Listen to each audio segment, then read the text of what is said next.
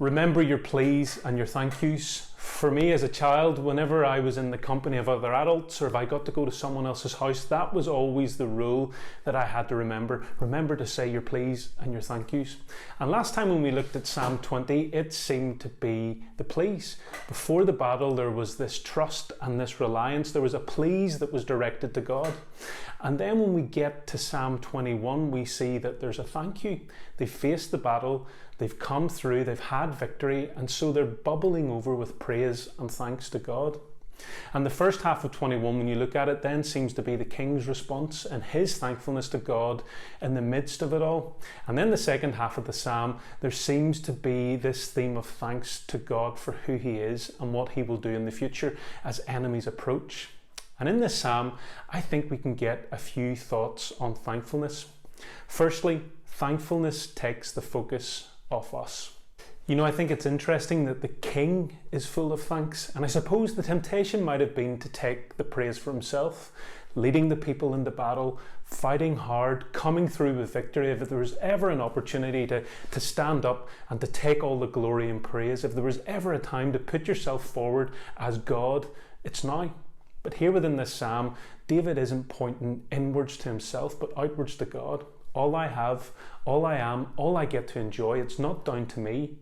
And you know, in a me-driven, me-centered world, a habit of drawing the attention away from ourselves from time to time and being open and aware to the good things going on around us that aren't down to us, I don't think is a bad thing. Secondly then, thankfulness puts the focus on what's been done. If Psalm 21 then does connect to Psalm 20, David could well be reflecting on what's been and thanking God for that. And an element of thankfulness then, I suppose, should involve thinking, remembering and reflecting. But often in victory and in celebration, thankfulness could go missing. How often have you prayed for something, turned to God, and then enjoyed the blessing of coming through a difficult time, but never really recognised God's involvement? The strength that he gave you, the people that he put around you, the lessons that you may have learned or the ways that you grew.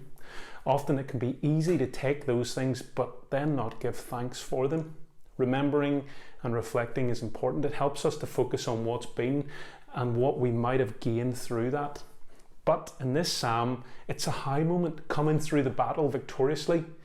But in the low moments, where rightly it feels like there isn't much to be thankful for, how can being thankful help us?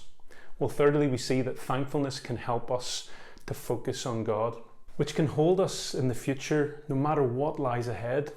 In the psalm, while there is the experience of celebration, there also seems to be the experience of God, his strength and his joy, his unfailing love and his protection and might. This time has not just allowed them to enjoy victory or to know what it is to come through the struggles of battle and to be different as a result of that.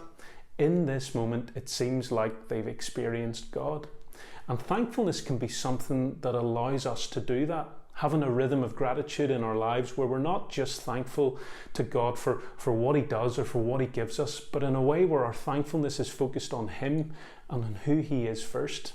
And as we spend time thinking about him, admiring him and being thankful for who he is, it can help us no doubt to experience and enjoy him more.